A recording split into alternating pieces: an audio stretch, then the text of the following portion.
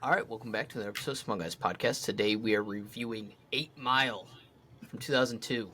Follows a young rapper in the Detroit area struggling with every aspect of his life. Wants to make it big, but his friends and foes make this odyssey of rap harder than it may seem. This movie has a 75% critic score and 54 audience score. Way too low.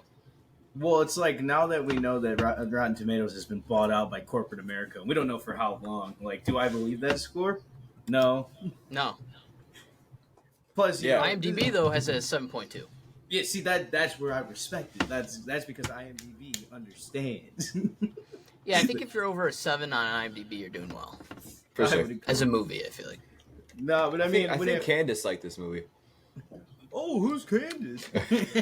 No, wait, really, who is Candace? Yeah, Candace dick fit in your mouth, Josh. Can we get Candace on the show? But realistically, go ahead, Brent. Jeez. This is your movie.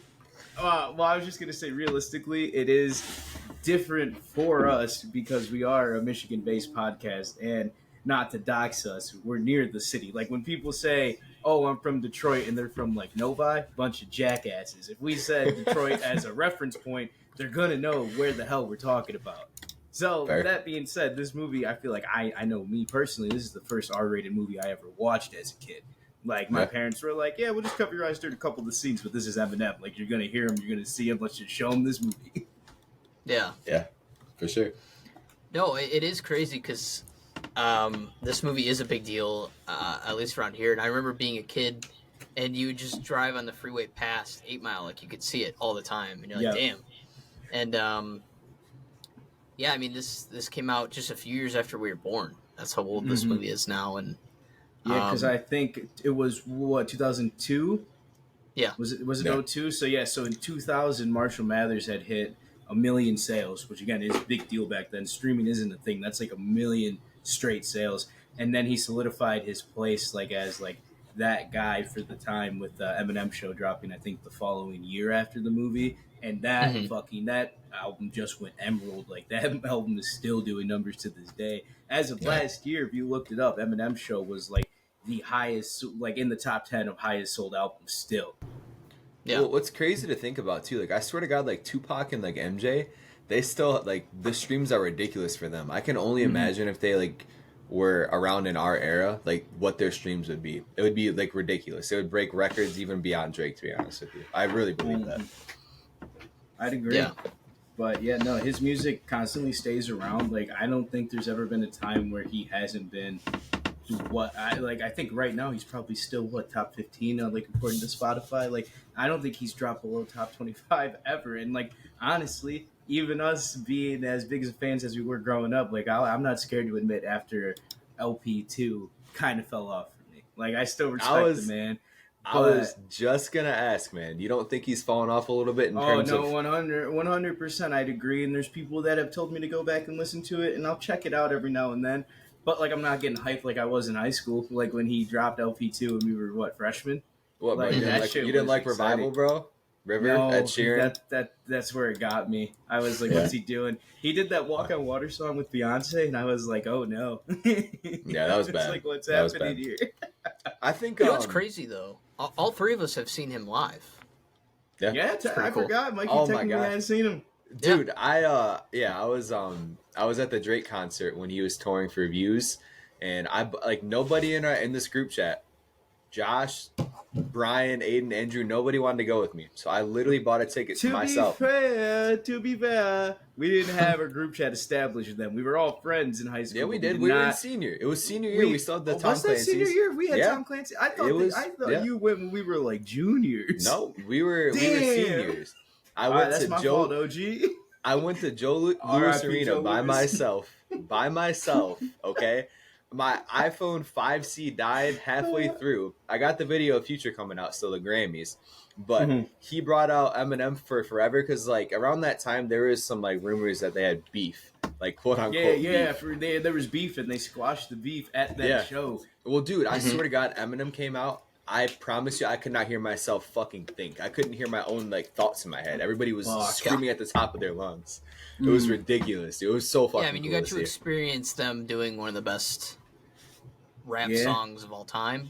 So, like one of them. So I don't know. I'm jealous. I wish I would have won. And honestly, that's should've. Eminem's best feature too. Like that's the one where he dropped that song, and literally Kanye and Lil Wayne admitted to rewriting their verses because Eminem came out spitting, and this is after he dealt with all his all the drug addictness that he was on. Like he was popping pills left and right. Like he was just getting back on his feet. Was that before recovery or? Yeah, because I think it was around Relapse, and Relapse was when he admitted to everything, and then Recovery came after that. Yeah, because Drake was the up and coming, like smaller of the four. Yeah, no one knew who he was. So. Like I remember when they dropped that song, I read it. I thought it said Dr. Dre, and I was like, "Why are they calling Dr. Dre Drake?" And I was like, "Wait, this is not Dr. Dre." It's like when Snoop Dogg went to Snoop Lion for a little bit. Holy fuck! I forgot about his Rasta career. I didn't even know his that. Rasta career. Yeah, I didn't even know that. Wow. It was like when IHOP went to IHOB. Yeah, it was like just like an overnight thing. Well, Brian, what was we went 2014 to his concert for MMLP2 Him and Rihanna. Yeah. You went on Friday. I went on Saturday. I got to watch the ALS Ice Bucket Challenge. That was cool. Josh, what was that like? I was jealous. Who did it? Eminem did when he was on stage. Because again, there was two shows.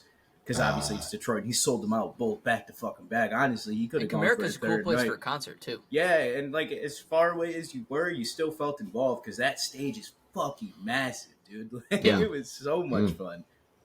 Yeah. Okay. But yeah, I forgot. Then he recently too just came out with Ed Sheeran, right? Yeah, this year. So it'll just pop up around here.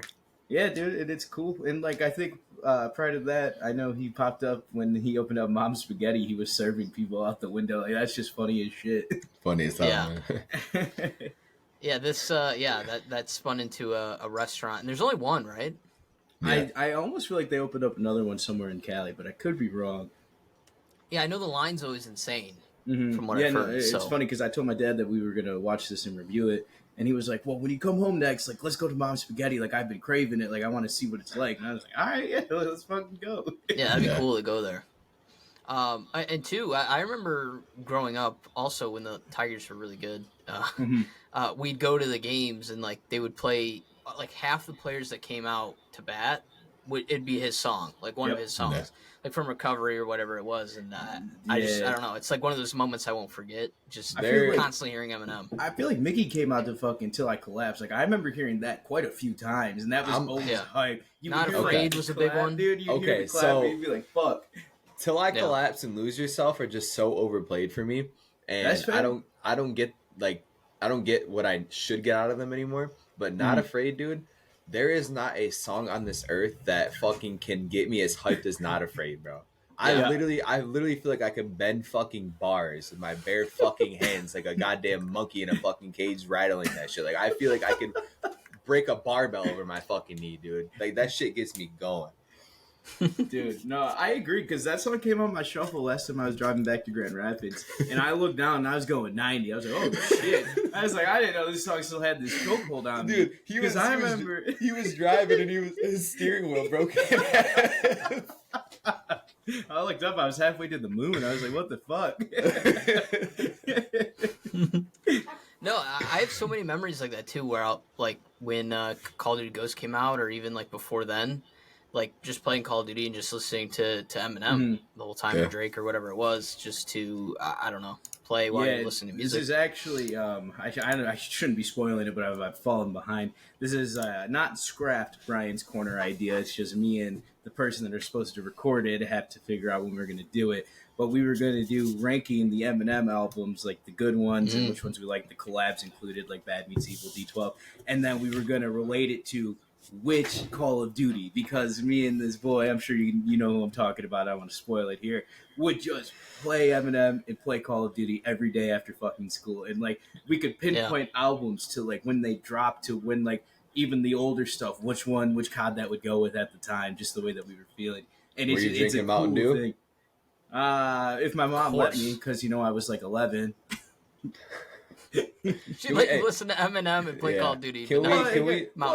When you have an older brother, like Eminem was one of those ones where like I remember they used to make my brother buy the clean CDs. Like this movie, again, we had to cover our eyes for the longest time. And then they bought him the 8 Mile soundtrack, clean edition. Like we had to go Yeah. pick that bitch up from the store. And that's how we would listen to it. And then eventually, I think my brother turned like 12. There's a 5 year age gap for those that don't know. 5 year age gap. My brother turned like 12. I'm like 7. We're snooping around in the basement and we see the big ass thing. You know, it's the early 2000s. Big ass thing of CDs. And we find it's that cover. It's the CD where it's the pill crushed on it. And that's the Slim Shady LP. My brother looks at me and goes, I think we found it. And we found the unedited Eminem albums finally. And we were just bumping that shit. We put it on our iPods. And before we knew it, my dad would be like, oh, yeah, plug in the iPad, play some music. It's like the little iPod shuffle, you know, like a little scroller on it. Plug it in. He's like, boy, it's got swear words in it. Like, what's going on? And we're like, whoa, what happened? Josh, before we end this too, we gotta say where we rank Eminem all time in terms of rappers. Oh yeah. Wow, I mean that's a tough one. Think about it. Yeah, we'll break it down then. Well, too. I just want to mention this. I know we haven't talked about the movie yet, but you know, I mean, this is obviously a movie we all kind of grew up with and have seen quite a few times and listened to his music and stuff. But for the first like 12 years of my life, my parents would pretty much only play country music in the car. Mm-hmm. And until one day I got it in the car and it was just Katy Perry and stuff like that, like actually like pop music. No, but like I remember outside of country music, we'd listen to Eminem too, just because he is such a big deal, especially around here. So it's just like things like that. It really just, it's like really nostalgic, honestly, listening to the songs from this movie and the, I said 100%. It just comes down to pure nostalgia with this fucking guy, and it was like good along the way. Like again, you can go revisit these albums. Like not too long ago, I ran through the whole Eminem show and Encore because I didn't know what else to listen to, and both of them are still fucking phenomenal. Like stuff that guy was talking about on there is like super fucking like in depth. Like he's saying this and that about the government. Like he's using his platform to talk shit, and then like he's like at the end he just like claims like freedom of speech and they can't do anything, and ends the song with "fuck you, Dick Cheney." Like. Whoa, no one was doing that. Like, he was just an aggressive guy. Well, too, and rappers, and I'm sure they still do to this day, obviously, but, like, they have ghostwriters, too, right? That just will write the stuff for them, where for him, it's all, like, off the dome, and it is himself doing it, so. Right. You know, it definitely adds on to him. I think for him, too, like, it's kind of like the same thing, like, Drake is dealing with. He was so good for such a long period of time. He puts out one bad thing or one or two bad projects and everybody starts to roast the fuck out of him. But when he's gone, everybody's going to be like, oh my God, he was the greatest fucking rapper of all time. And they're going to be like, oh, that was so underrated. People were shitting on that, blah, blah, blah. And I fucking hate that. I hate that so much. I agree. But you know what's cool, though, that like holds his legacy, and I can't say this for all the artists, but Eminem still has an ear to the ground. Like when he finds someone and he fucks with them, like especially like with him and his friendship with Dr. Dre, like they found YBN Cordae. Now he's just Cordae because they basically told him, fuck YBN, be yourself. And like Eminem and Dr. Dre were there, more so Dre. And then, but my favorite one, West Side Boogie, I went and saw this dude in concert. Like he's one of my favorite artists of right now. And he signed the Slim Shady. And like, I had heard nothing about this guy. Eminem was hyping him up and he's like, oh, it's the guy from Compton. Like, check him out. Listen to one song, been hooked ever since. Like, he's still got that ear. He knows what he's doing. Even if he can't rap like, well, you know, like keep up with the way rap's going now, like he's still got an ear for people that are good at today's version of rap, you know, like it's a talented motherfucker for that, and that's so sick. No, to talk about the movie a little bit, I feel like the opening to this movie and the last 30 minutes are by far like the most memorable parts of it.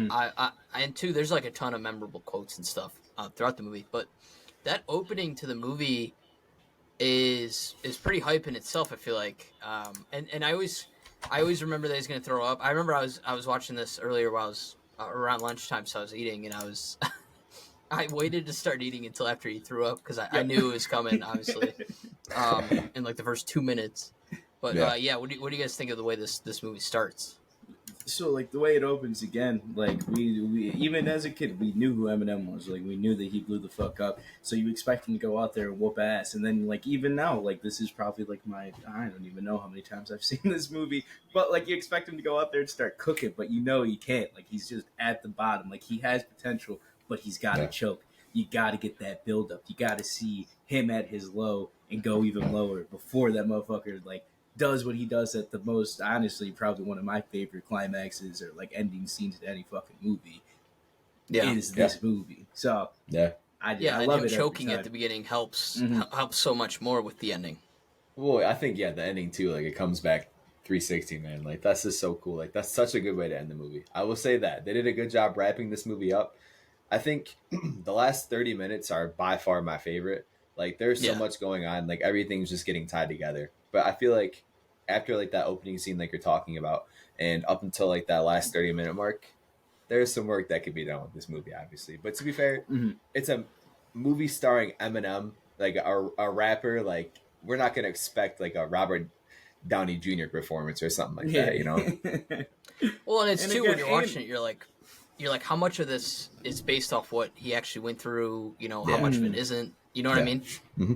And I mean, like, if you know the whole story, and I'm sure we've all done our own homework on it, but it's like, yeah, he wrapped up the shelter. No, he didn't grow up in a trailer park. Like, he lived in that house that was on the cover of LP2. Like, we all know that. And I guess there was a beef originally. They actually just talked about it to plug a different podcast, Boy Dad, where they were, like, talking about how, like, the trailer park people were acting like it was stolen valor when they watched 8 Mile, because they're like, he didn't grow up in a trailer park, oh. But, like, yeah, and then on top of that, too, they didn't go into it, but I'm assuming because it was like a big thing for like actual like Eminem, whereas you know us friends like to call him Marshall. He had a little sister in the movie. In real life, he had an older brother that died, Bronny. Yeah. And that's why like that was like a big part of his life. And like Eminem like talks about like he wanted to kill himself after that, but he didn't. And that was like really cool.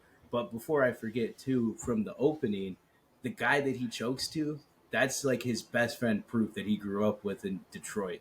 So like and that's the guy that died in I think '06. Like and like Eminem has gone on to rap about it like so much, and like that was the guy that really pushed M after his brother died to like keep going and like do all that shit. So like I always forget that that's him, because even now I saw it and I was like, that guy looks familiar, and then I remembered like the last couple of times I looked it up, I was like, oh, it's proof. But I think that's really fucking cool that they were able to get him in there and show that like brotherly moment. Yeah, for sure.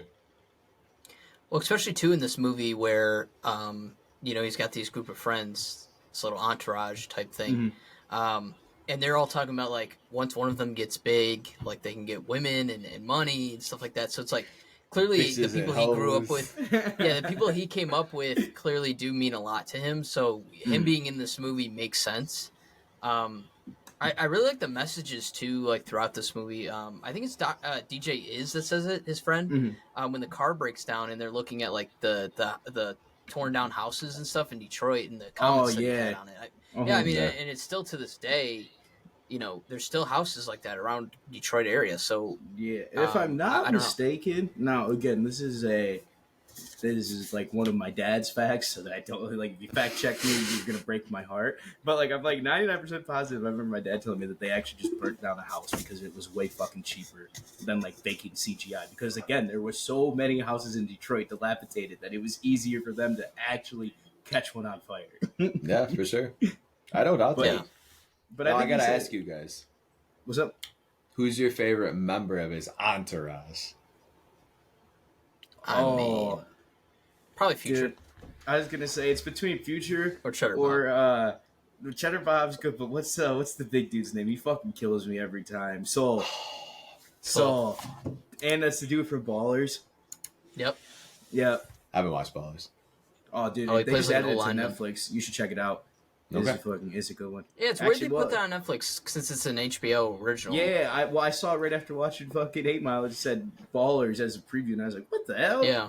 But I mean, the show kind of sucked after like 3 seasons, but you got to finish it. It was a good one. Still pretty good if you like football too. Great soundtrack. Yeah, I liked it. And I don't even like football that much, so Mikey, I think you would eat it up. But like what I did like about the entourage too is like it almost felt like, now granted there wasn't 6 of them. Technically, there's only 5, right? And I guess Yeah. if you wanted to include fucking what's his name, The homie Link. Hopper. Yeah, fucking Link. But like it was Snake. almost like a nod to like D12 because they were all hanging out in the streets of Detroit, and then like Eminem kind of blew up, and I think D12 was already kind of a group, like they were already working together just because it was fun for them. Mm-hmm. Yeah. So I always thought that was like a cool thing. And again, my kid brain was like, "Oh, that's D12," and I remember my brother being like, "Fucking 5 of them, jackass." But, oh, okay. Yeah, clearly they all enjoy like rap and the music in general. So it's so funny, like the way they just like show how Detroit was back in like the early 2000s because like bro, like that was such a different time era, like compared to like now, like how things are. Like you just like you can't make that up. Like you generally cannot make that up. Mm-hmm. Yeah. And well, actually, if I'm not mistaken, I think the movie takes place in the late '90s, mid-late '90s. Oh, And I only 95. and I only say that because that parking lot that they're in, they can't like that was closed down already. And I remember as a kid when my dad took us, we went to go eat, I think in like Mexican Town.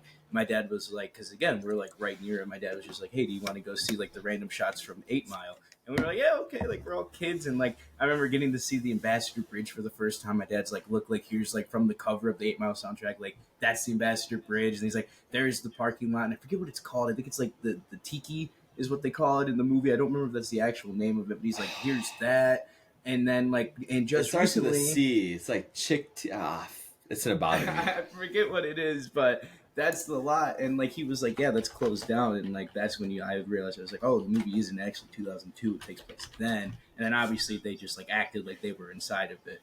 And then actually that same parking lot, he went back and did a cipher in like 2014. That was the one where he did that 7-minute one. I don't think that was the awfully hot coffee pot one, but I think it was around that time. Because I remember seeing the ceiling and just being like, "Oh shit! Like it's another nod to 8 Mile. That's so sick." It's called Chintiki. Okay, but nice. You're close. Yeah. No, and then I remember during COVID, we had nothing else to do, and we were driving around through the city, and it was literally just like me, my uncle, my dad, and my mom, and we were like in the middle of nowhere, and I was like, "Dad, why does this look familiar?" And he goes, "Oh, watch this," and he like hits a block, and he goes, "That's the stamping place from the 8 Mile." And I was like, "What the fuck?" And like, there's the parking lot where they fucking rap battled and everything. I was like, "Dude, that's so sick." Yeah, dude, and the fact too, like, I think they say Jimmy got fired from a Little Caesars. He was working at Little Caesars, and then now he's working at like a car factory, basically. Like, I don't know, it's just so Detroit right there. Yep. You know what I mean? Yeah. That's honestly an upgrade, though, man. Like he's probably making more money. Mm-hmm. Yeah, the only downgrade was hours. It was the only downgrade, like Zod said. Which, fun fact, Zod was in this movie. Michael Shea. Never put that together until today. That dude, Zod. I'm not gonna lie. I was rewatching it, and I'm like, is that him? Like, it had me questioning for a second because he looks a little different. I'm not gonna lie compared to now.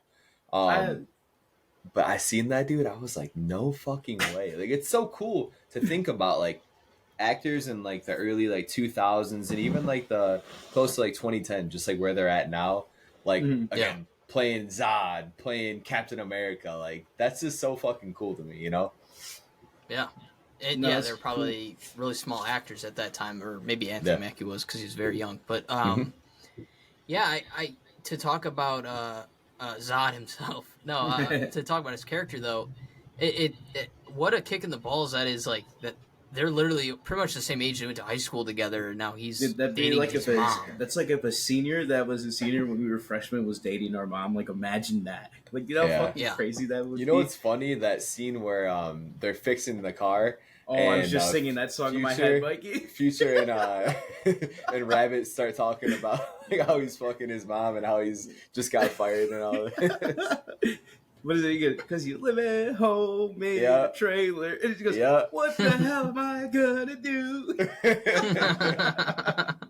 He comes outside and he goes, "Hey, you got a cigarette?" And Eminem's just so awkward in the movie, just goes, "No, man."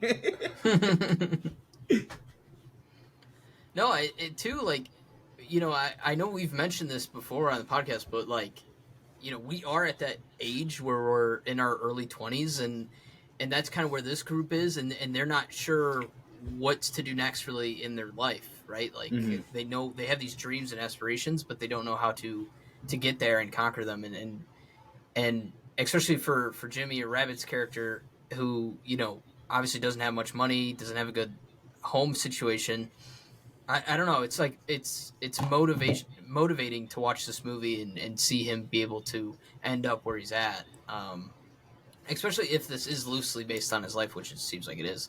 I don't know. Well, it's pretty cool. Yeah, and like it is cool in that sense too, because when you think about it, 2002, I just looked it up. Eminem was only 30 years old. Well, I guess not only, depending on how you want to look at it, like for what I'm about to say, but 30 years old is 2002 when he made this movie. 10 years prior, I think, is when he just started the motion, putting them at 20. And then I think Marshall Mathers, or was it Slim Shady that came first, or Marshall Mathers? I can't remember. I think it was Slim Shady first. Yeah, I think it was Slim Shady. And I think Slim Shady didn't come out till like 96. So like, dude was 26. Like, he still like was just making music, and he didn't even know if it was going to work at that point. Well, I mean, assuming you linked up with Dr. Dre, you got to assume something's going to happen. But again, like, he's still putting in that work. Like, we're a couple years off, fellas. We're almost there. Yeah. We're big time rappers. Stick around for the end. We're gonna start freestyling. Yeah, we are. I forgot about that fight scene that they all have.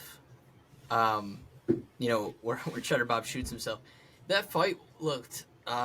It did not hold up. No. Hang on, I just want to say Slim Shady LP was 99, so we got like 4 years, 5 years to figure our shit out. Dude, the fight scene though, I forget. I was just listening to a song, and I listen to it all the time, and I'm getting really pissed. I don't know if it's a Logic song, it's some other white rapper, but they cut in the, you want to fuck with us? Yeah, you want to fuck with us? It's like, Cheddar, what the fuck, man? And then it just cuts. Yeah, when he shoots himself in the dick, man, I actually I forgot about that a little bit. And that made me giggle. Dick, it's the leg. No, it's his dick. Dude, he pulls out that Remington old ass fucking. He's got the here. Yeah. Gonna put gunpowder in that bitch. Dude, well, because the fight scene even before that, when they were at say the name of the place again, Mikey. Chinchiki. I forgot about when they're just freestyling, having fun, and when fucking Soul hits, I love it every time. It's like 10 freaking girls on. Like that always brings me so much. Like, yeah, and then fucking Papa Doc and the crew shows up, and then I always forget that M just walks up and rips him fucking down. Like, oh, I love that. Pull the rug out from underneath. Yeah. Him. Yeah. Dude, and them driving around shooting paintballs. Yeah, bro. Shit. Dude, okay, we gotta talk about it now. We gotta talk about it. Say it, Mikey. I knew it was coming. No. Listen, Scary Movie is my 8 Mile. I don't care what anybody fucking says, man. I would watch Scary Movie 10 times out of 10 over 8 Mile, and I don't give a fuck what anybody says, bro. Well, I think that's why I love 3 so much, though, is because of my love for 8 Mile. And then that's true. 6 years after watching 8 Mile, like, my dad was like, hey, let's watch this. And it was just... No, bro. When he throws the fucking... the gallon of paint out the window. It's the dude on the bike. Oh, my God, bro. You can't make that up, bro. How do you even think of that, bro? I would cry laughing just even thinking about that. Let alone put that on like a big screen. Dude, when they're driving by and Kevin Hart has the roller, he sinks the roller out. They're just driving by and get him. Holy shit. Oh my God, bro. Dude, we gotta do a Scary Movie breakdown, because I swear to God, I would cry. Like, it's just gonna be us giggling, just saying our favorite parts the whole time. Rats in a house isn't a mouse, but if a mouse is outside, is it a rat? Oh shit. Yeah, man. No, we will have to do that. Yeah. Yeah. No, I don't know, that fight scene, like them throwing punches and stuff, was just, I was like, ugh. Awful. Yeah. Yeah, that's one of the few parts of this movie where it's like, ugh. But honestly, with it being an hour 50, I feel like the movie flies by pretty quick, right? I'd agree. Oh, for sure. Like, I paused it to use the bathroom, like, or actually I had a doctor's appointment, and I paused it, and I was like, oh, I'm already halfway through this bitch. I'll finish this when I get back. Yeah, dude, it feels quick. And two, I mean, there's a few kind of rap battles in between, and there's the one at his work on the lunch break. That one's always pretty good. Exhibit coming in there, dude. Yeah. And they say some stuff in this movie that's not woke nowadays. But But Eminem was being for the woke 'cause time. he was defending his boy. It's true. For That sure. is true. For sure. And then Some of this does not hold up. And then what's her name sees him rap battle. It's like, yeah. And then awkward ass sex scene, like bang me in this fucking Dude, I don't gross remember that sex ass scene shot. going that long as a kid. Yeah, it's because No, your parents no. had you cover, like one parent Probably, had you yeah. cover your eyes and one parent fast forwarded. That is so unrealistic, Probably. though, bro. If you give a girl 45 seconds like Eminem did, then you're never getting a phone call ever again, let alone her coming up and trying to come at you after But that. not even mentioning she brought up his friends or her friends, and he just goes, "I don't give a fuck about your friends." Yeah. Right after, dude. I forgot about Crazy. him blowing up. Yeah, man. Yeah. No, and I don't think he pulled out. No, He didn't? No, he's He a didn't. crazy that, boy. That was the 90s, if we're being honest with you. I That guess was so. the 90s. Yeah, we never meet her brother, do we? No. No, they her couldn't brother afford works another there. actor. Yeah.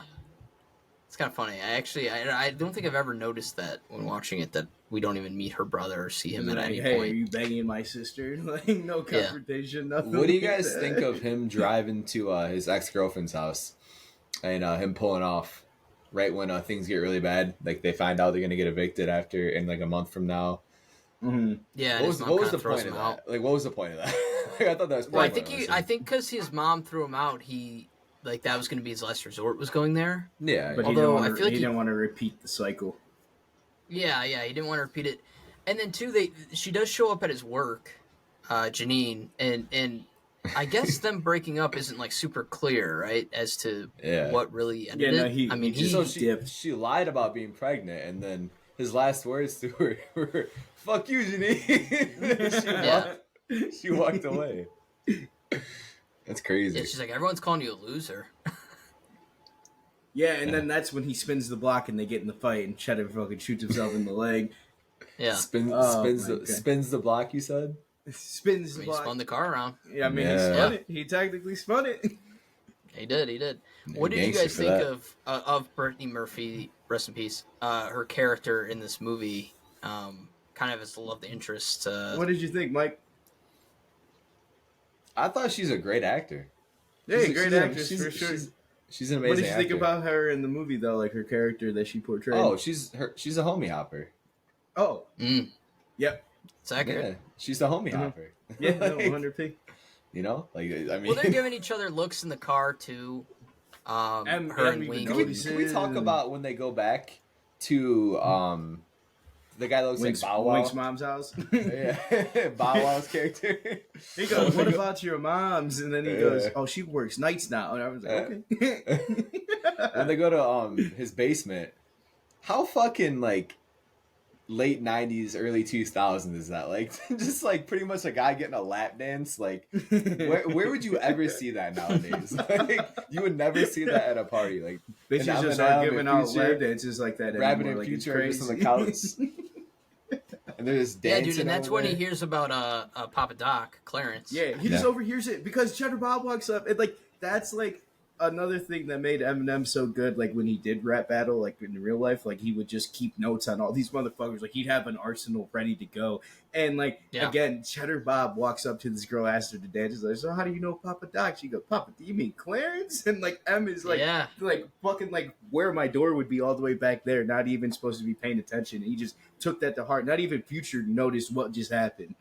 Creeping. Yeah, and uses it later on. Yeah, no, that's a really cool scene. I like that scene a lot. I'm glad you brought that up. It always goes full circle, dude. Like as bad When as did this he- movie is, because you gotta call a spade a spade. But like it does go full circle. You gotta appreciate that. Yeah. When does he find out that he went to Cranbrook or whatever? In that same conversation, Clarence, he went to Cranbrook with my brother or whatever it was, something like that. Okay. Yeah, okay. I don't know where he heard the thing about his parents like him living at home with his parents that are still in a relationship. That shit's just funny as hell. Nah. Yeah, probably just figured. Yeah. Yeah, I guess we can talk about like kind of the last 30 minutes. That's when things really start to ramp up. You know, for the character, and then too, you know, his mom ends up winning bingo. She makes money and isn't going to be evicted anymore. So Oh, you know what though? Too, we should talk about. I'm sorry, I'm jumping right over it. The big when they jump him in front of his house. Oh my For god! his sister. Well, okay, Literally screaming. because Yeah. we skipped over fucking Wink banging his girl, and then Yeah. he comes in and just whoops the fuck out of Bink, and that scene always cracks me up because they have what's his name on the radio, and you just look in the back and it's Eminem just whooping Wink's ass. Yeah. Yeah. And then yeah, sure enough, by the time he gets home, he just fucking goes to get his sister, and sure enough, he's getting his ass whooped. Yeah, and her pounding on the window screaming like that is just heartbreaking. Breaks my heart. Yeah. The girl's going through it. Yeah. She's really been through is. a lot. Been through Yeah. a lot. But okay, so we're at the shelter. And we got things popping here. We got things popping. So he's not supposed to go. Like that's another cool thing too. Is that when they were at Wink's mom's house again, he blew up on Future, and Future was just trying to help out, and he's like, "All right, man, fuck that. Like I don't even care anymore." And he goes, "I mean that shit." And he leaves. Eminem, the whole thing happens, and within that one night, Eminem finds Wink banging his girl, he fucks up Wink, and then Wink's boys fuck him up, or the free world, if you will. And then he's not supposed to go. Brittany shows up. What's her name? I'm already blanking out. Alex shows up at his work, and the gay guy that he defended during the lunch battle happened to just be there. Yeah, covers him. Cover for me, and M takes off. And again, that's just another full circle moment where it just It worked is. out. And the guy was just like, "Sure, dude. Like, go do what you got it for a couple hours. I'll take care of this because you actually watched out for me." Yeah. And dude, so then. Take it away because you're there now. Like everything's so hype. Future comes in, the free world wants to act up. Bro, he is the best hype man. I swear to God, dude. He's the best hype man. But no, He's honestly, a little like, biased. oh, for sure. But he just one believes thing in his boy. yeah, 100%. One thing that I really like about like the first of the 3 rap battles is you can still see that hesitation from Rabbit. He's like, it's like a make or break moment. Like he's in that same spot he was a week or 2 ago. He doesn't want to choke. And again, like you said it best, Josh, he just broke the cycle. And he fucking just started ripping that shit. And then next thing you know, he's on his way all the way up. You know? Yeah. No, and how cool is it too that like every time they decided who goes first, he would either defer or not go first. And he always went second to basically... And that shit. Use what they used on him and aim it back towards them. And then like the last one, he has to go first and it's longer. You know what I mean? So I always like that too. I mean, even the first where he chokes at the beginning of the movie, he went second. You know what I mean? He always went second until the last one. You're like, fuck, what's going to happen here? So I didn't really, I guess I picked up on that, but like, I don't know. I like that, man. What Cheddar Bob said to him, I think without that, it would not have been, he would not have won that if he didn't think about that. I swear to God. Because the same thing, like, he was there for Cheddar Bob, like, when he was down bad and shot himself in the dick. Like, there was nobody that, like, went inside the house and checked up on him. But because of that thought, in terms of, like, what he did for him, like, just that little, like, even though it wasn't, like, something that was direct. What did Cheddar Bob say before he went on? Talks about, like, he's going to talk about, like, us and how I shot myself in the dick and how you choked and all that stuff, you know? And that's when he's like, you know what, fuck it, I'm a white boy. Yeah. I put Miracle Whip in my Wonder Bread. But no, that's why I have like an ignorant friend like Cheddar. It's funny because like Cheddar like is saying that, and like most conscious person like would be like, hey, like maybe don't bring that up in front of him. But Cheddar has no filter. Cheddar says that, and Adam's like, damn, like he's kind of right. And then it wasn't this one. It was the Lotto one where he says the Leave It to Beaver thing, and when he gets off stage, he goes, "Bro, he almost killed me with that Beaver line." And then all the boys are sitting there, goes, "You're a fucking genius," because he was able to twist it and spin it and make it look worse on them. Holy fuck! Like I think when you break it down like that, like that whole scene is so fucking cool. Like not just the hype, but when you realize what he's doing and the way that he's able to like maneuver around all these call-outs that they have for him, like it just adds another level to it. Which again, maybe we're only noticing that because we have seen this movie more than fucking like 5 times in our lifetime. Dude, no, I've seen Scary Movie way more, and I swear I visualize that shit when I think of this. When I think of the rap battle, I just visualize. There's YouTube videos and clips too of just the rap battle that I've seen so many times too. Oh, and it's like fuck a beat, I'll go acapella. Like there's so many so many lines in there that. Oh, I've seen so many things on Twitter too, where it's like you get roasted and you see like Anthony Mackie just like sitting there, just kind of like looking. Like I've seen that like 4 seconds of him just like sitting there, like just pissed as hell, so many times on Twitter, even like Instagram, man.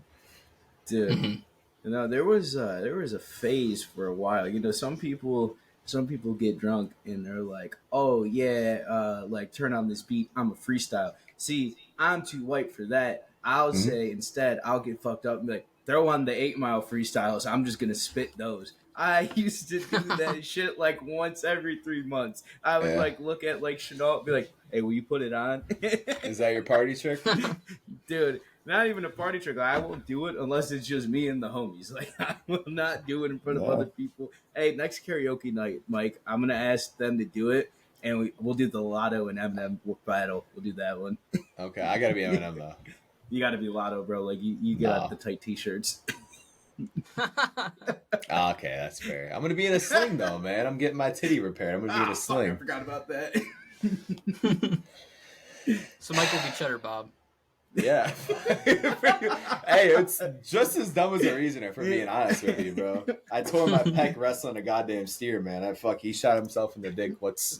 I'm Cheddar Bob in this situation, man. Fuck.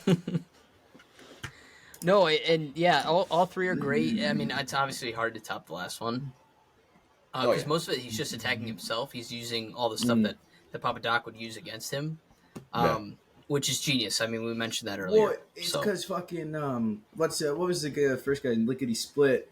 He even said like right before that third battle, he said, "Oh, he got more than 7 digits from your girl," and M was like pissed, and he was like, "Fuck, I got to use that right away because if he exposes me to this fucking crowd, because that's a big thing too, is it's all about the crowd like realizing like, oh, like he's shitting on him." Like he was like, "I got to take all the ammo he's got," so he took everything that happened in 24 hours. Because again, that's what makes this last 30 minutes so hype. All of this happens.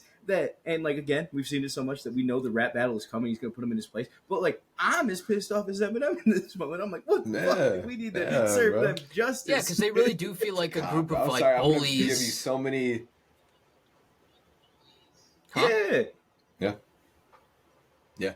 No, I was gonna say I'm gonna give you so many scary movie references, dude. You talked about the crowd, and I just thought of the scene where he pulls up his hood. He's like, she goes, the hood. He's like, we in the hood. Don't lose the hood. And then just getting thrown out the back, man. He gets thrown out the window off the second story. Yeah, we're talking about a scary movie more than we're talking about 8 Mile, man. Yeah. You're talking about scary I'm sorry, movie. dude. I like Scary Movie 3 is honestly like my top 10 movie of all time. It is hilarious. No, we can get into the movie trivia on this movie. Is actually really good. So I mean, I know we tackled a bunch of other things too, but the sheet of paper that Jimmy writes on the bus is a real sheet of paper that Eminem wrote "Lose Yourself" on. The sheet of paper sold for $10,000 on eBay. Eminem improvised his lyrics and changed the lyrics in rap battles and the rap scenes. This threw off the other rappers involved in the scene. Crazy, that's just an Eminem thing. Wow. Lose Yourself recorded. Yeah, Lose Yourself We recorded. didn't even talk about that, dude. Josh cut out. What's going on? Yeah, he's. No, you're good. Am I cutting out? He looks like a guy.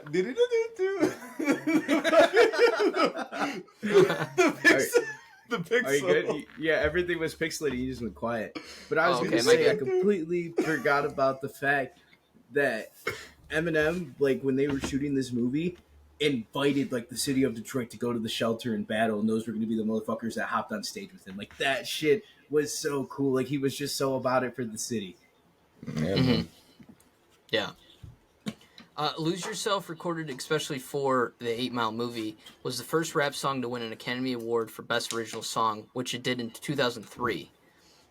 Eminem was unable to accept this Academy Award in person. He felt so sure another nominee would win it that he didn't even bother to attend the ceremony. Instead, he was sleeping while his daughter watched cartoons the night he won. Crazy. Wow. Good dad. The director asked Eminem to dye his hair back to his natural color so that the audience would relate to Jimmy Rabbit instead of his Eminem persona. Makes sense. I like that. Yeah. The rap battle scenes took days to film, and the 300 extras were starting to get bored. So the director started an improv freestyle rap battle amongst them, and the three Yes. best rappers would be filmed going head to head with Eminem. Each of the 134 volunteers got Damn. 15 seconds in front of a panel. Ultimately, the jury chose 4 rappers who got one shot and one take only with Eminem, who wanted to mime his responses and to save his voice for the script. Isn't that crazy? Just to bring all those extras up there and just have them I would compete be like so that, just to kill scared time. battling against Eminem though, man. Like, Yeah, And that's when he's crazy as fuck. yeah, bro. Yeah. He's like, I'll shoot you, motherfucker. You're like, damn, he's really gonna fucking shoot me. yeah. I think this guy murdered his wife. Yeah, bro. I wrote you back, Stan. In the movie, Jimmy's mom states that she's the one that gave him the rabbit nickname because as a child he had big teeth, like a bunny rabbit. In real life, Eminem's relatives would call him Mickey in reference to Mickey Mouse for the same reason. So, pretty cool. Brittany Murphy admitted in an interview on a late night show with David Letterman that she and Eminem had become romantically involved during production of the film. Dog. Ruh-roh, Scooby. Yeah. During filming, Eminem wrote in a notebook between takes. It was his only chance to compose the film's soundtrack. Crazy. Damn. Yeah, Dude. That's my last one there. Isn't that nuts? Nice. I know this Yeah. is where I found. And then everything about like the soundtrack throughout this was so good. Yeah, man. Yeah. I agree. Yeah. Do you guys want to get into scores? Let's do it. I can go first. Okay. I feel like this is kind of your guys' thunder over here. Yeah, man, this is like, for us, dude, it's just a classic, man. We're always going to have more appreciation and love for this movie just because, again, we grew up 15, 20 minutes away from Detroit. When I first seen this movie, Eminem honestly genuinely surprised me as an actor. Like, he's really not that bad. And it's just like something about watching this again. It's just like the nostalgia. It kicks in, man, and it gets you kind of feeling the same way that like you did when you first watched it. Me and Brian were talking about that before we hopped on here. But not much to say, man. Like I said, it's just cool seeing like big actors now and just seeing them like in their earlier parts of their careers and then really smaller roles. So that's just kind of something cool to see, man. But honestly, I'm going to give this a 72. I think for me, 70 is the cap in terms of rewatchability. If I can't rewatch a movie, then I'm giving it below a 70. And obviously, I can rewatch this, even though I don't think it's like a top tier movie. But it's like I said, it's nostalgic, and there's so many good parts about this movie, and it's so comparable to Scary Movie. It has a special place in my heart. That is why I'm going to give it a 72. Yeah. No, I can go next. I think that's fair in saying that, Mike. I think I'm going to go with an 80 flat. It's like I almost want to compare it in a way to one of my favorite movies, Tower Heist, which is a movie I watch every year. It's like I realize. Shut the fuck up with Tower Heist, dude. God damn. It's a decent movie, bro, but holy shit, man. I'd rather watch Scary Movie over Tower Heist. Well, it's a Thanksgiving movie, so you wouldn't want to watch it any time other than that. But it's a movie that I realize isn't like a great movie by any means, but like I don't know, it's kind of like one of those dirty pleasure type movies. Like Guilty pleasure, dirty pleasure, whatever it is. No, it's just it's like I don't know, it's a thing that like Mike said, like you can go back to it and watch it, and we have quite a few times. And I don't know if it's just because we live so close to the area, or if, since Eminem was a big part of our lives growing up too, this movie just feels like it is great. And I do think like the last 20 minutes, last 30 minutes is like pretty much a masterpiece as to what you could do for the movie. It's just the rest of it's like, you almost watch it and you're like, damn, I want more rap battles. I want more of this, more of that. And you just kind of don't get it. And I think that's kind of where I'm settling on my score. But yeah, I definitely think it's worth a watch if you haven't seen it. It's on Netflix right now, and you could definitely rewatch it a bunch of times because I do feel like it actually goes pretty quick for it being an hour 50. It really doesn't feel like it, which is I think it's a good thing to say about a movie. So nice. I'm right around there. I was thinking literally I was gonna say higher score originally. Like I wasn't gonna rewatch it, and originally in my head I was thinking 85. But rewatching the movie, I'm not scared to give it like lower than that. So honestly, I'm just giving it an 82. But Mhm. like Josh said, this is like you look at it and you wish there's more to it at this point. But at the same time, I mean, Eminem was huge, but he went on to get even bigger, dropping Eminem Show, dropping Encore, and fucking going to rehab and almost dying to drop Relapse and Recovery. Like, the dude just kept going on crazy tears. No one could have ever expected that. Like, it almost feels like they prematurely jumped the gun making this fucking movie. Like, you got to think about that. 99 was when Slim Shady LP came out. They made this movie by '02. He was only 2 albums in. Granted, he Yeah. was that guy when it came to white rappers. Like, there really wasn't anyone doing it better than him, so it makes sense. But the movie as a whole, again, it is an early 2000s movie. Like, you're not getting the craziest cinema ever. But like Josh said, it's nostalgic from the area. Like, it's pure nostalgia based for us. And I gotta appreciate that. Like, anytime I see it's on Netflix, like, I won't watch the whole movie, but like sometimes I will just fast forward to the different rap battles, and then that last one I get so hyped to every time. Every now and then it'll pop into my head, and I'll go on YouTube or like SoundCloud, and I'll fucking just look up the last 3 rap battles and be like, all right, I'm ready to go, and then I'll hit my day all on 10. But yeah, solid movie. 82. If you've never seen it, I don't know how. I guess if you didn't like rap music, it didn't know one of the biggest rappers in the world. But yeah, no, I love it. It's on Netflix right now. So if you want a blast from the past and you grew up on it like us, definitely I'd say give it a rewatch. Okay. All right, Now, and then top 3 rappers. Is that what we're doing? no. Just where Eminem ranks. Like, Okay. so So like I've actually thought about this, so I can go first, and I can honestly almost list my top 10 pretty easily. Okay. So Okay. Lil Wayne's number 1 for me, and then you got Tupac, Biggie, Jay-Z, and then Andre 3000. He's up there for me. Kanye as well. And honestly, man, like J. Cole easily. And I think for me, where it kind of gets a little iffy is you kind of have like Nas, Eminem, Kendrick, and even Drake, man. Like, you got to throw Drake up there for sure. So I think Dude, I was wondering when you were gonna say Kendrick. I'm not using Kendrick. I think he's top 10. I would put him at 9 or 10 just before Eminem. So I think Eminem is anywhere from 9 to 11. But again, like a little bit of variance and a little bit of variability with that. So, and I know some people are going to be like, wow, that's really too low. But at the same time, some people don't even have him in their top 20. So I think 9 through 11 is a really respectable place. Okay. Dude, fuck. Just like, okay, so like when you think about it, like for me, I think rapper. Now, if you wanted to go modern day, I'm always going to say Kanye, but we're not talking modern day. We're talking on the bigger grand scheme of things.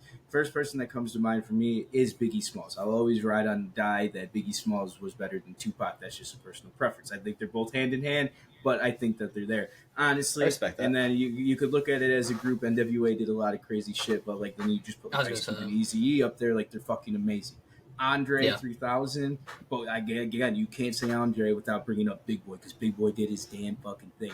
I would honestly though, I would throw M after them, and then after that, now this is kind of crazy. I think he's better than Tupac. Or sorry, not Tupac. Jay-Z. I think he's better than Jay-Z, and I think he's better than Nas. And that's a really hot take. I feel Kendrick and Cole aren't even in discussion for you. Well, they're in discussion.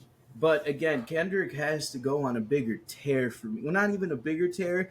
I think if he delivered one more, then he'd be in that discussion for these greats, you know? Because so like Eminem at this point almost gets looped into me with like my old head like rap that I listen to.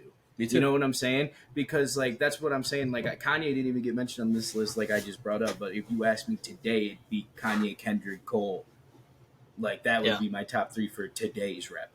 I think all time still, man. Like maybe I'm disrespecting M. All time. Maybe I'm disrespecting M, but I don't know. I think he's easily, well, depending on how you want to look at the grouping. I guess Eminem would be my 5th because I don't even know who I would pick out of fucking like. Well, Eazy-E and Ice Cube should just be NWA. Like yeah, they should just be NWA. So like I would put them at like the 6th spot and wherever that fills out. So I put Eminem as my 5th. Honestly, I thought about just listing off the fucking rappers that he brought up until I collapsed because he goes, what it is? It's Reggie, it's Raekwon, Jay-Z, Biggie. Like he doesn't even consider himself a top 5 rapper as of 2002, and I'm assuming it hasn't changed. Yeah. Okay. Josh? I'm honest. No, I agree with most of that. I think I like Tupac more than Biggie. I'm not sure if you had Biggie in front of him or not, but I mean, I get both arguments for sure. But yeah, I was gonna say that too, Brian, about NWA, like especially Eazy-E. I think he is like top 5 for me personally. So I'm glad that you mentioned that. I would just consider them a group. I feel like that's fair. But yeah, I think Eminem probably is in the 4 or 5 spot for me. I do have Kendrick probably higher than you guys do. I think I'd put him either at 5 or 6. I think Kendrick's like amazing. Okay. Personally, but yeah, I mean, that's kind of where now I got to rework because if we're throwing Kendrick, all right. Here's my final one. This is what I'm doing. No disrespect to Big Boy. It's going Biggie. It's going Tupac. It's going to Andre, Eminem, and then Kendrick at my 5th. Because you're right. There's no way. Like even like everything Kendrick dropped, I loved. Even his latest album, where it didn't get as much love as everyone wanted and hoped. Like I still go back and listen to it. Like I appreciate that, and I felt so dirty not putting him in there. So I'm sorry, but that's my official top 5 for all rappers right now. Okay. All right. So let me do this. I will give you absolutely like clear-cut clears that like absolutely clear Eminem here. Biggie, Tupac, Andre 3000, Kanye, and then Lil Wayne for sure. And then call me a dick rider. Lil Wayne. Lil Wayne. I don't give a fuck what you say. Lil Wayne's my 6th spot. He's the best rapper of all time. I don't care what anybody says. Oh, he's so good. So what I'm gonna say right here is again like I love J. Cole, and some people are bigger Kendrick, and some people won't even put him close to Eminem. But I think all time, I have a special place in my heart for J. Cole. I'm gonna put him at 6 when it comes to like just clearing Eminem. To be honest with you, I have no problem putting J. Cole like 3 or 4 all the time. That's how much I like him. Eminem's better than J. Cole. I don't think so. Me personally. Like prime Eminem is better than prime J. Cole though. Who says J. Cole isn't in his prime right now? I think his prime's past him. I don't think so. I think he's on his way out, brother, man. Like I think we'll get like 2 more albums in our lifetime. I would put J. Cole and I'd put even Kendrick. I'm not even a big Kendrick guy, but I would put them both above Eminem. And again, like I was the guy that said at first, like nowadays, like Eminem's disrespected. But that just goes to show you how great J. Cole and Kendrick are, in my opinion. Yeah. Now this one's gonna hurt me if you say yes. Do you think Drake is a better rapper than Eminem? Rapper, no. Artist, absolutely. Drake is a top 3 artist of all time. He's versatile. It goes MJ, it goes Whitney, and then it goes Drake. All right. I'm sorry. I respect that. No, I respect that. I do. I get it. Well, that was our 8 Mile review. That's probably as close as we'll get to doing music, like a music review. I feel like on this podcast, you'll have to go listen to Brian's Corner. We're gonna get that up and running again. Don't you worry. We'll be back on there soon. Yeah, do more music and stuff. But yeah, so thank you guys for listening. We'll be back on Friday. We're doing a $1 billion movie bracket. So that'll be interesting, kind of debating that and seeing. Damn. I didn't know we were doing that. Yeah. Barbie number one. Oh, sweet. No tipping picks. No tipping picks. No. All right. Well, I'll see you boys later. Peace. All right, good night, boys. I love you. His palms are sweaty, knees weak, arms.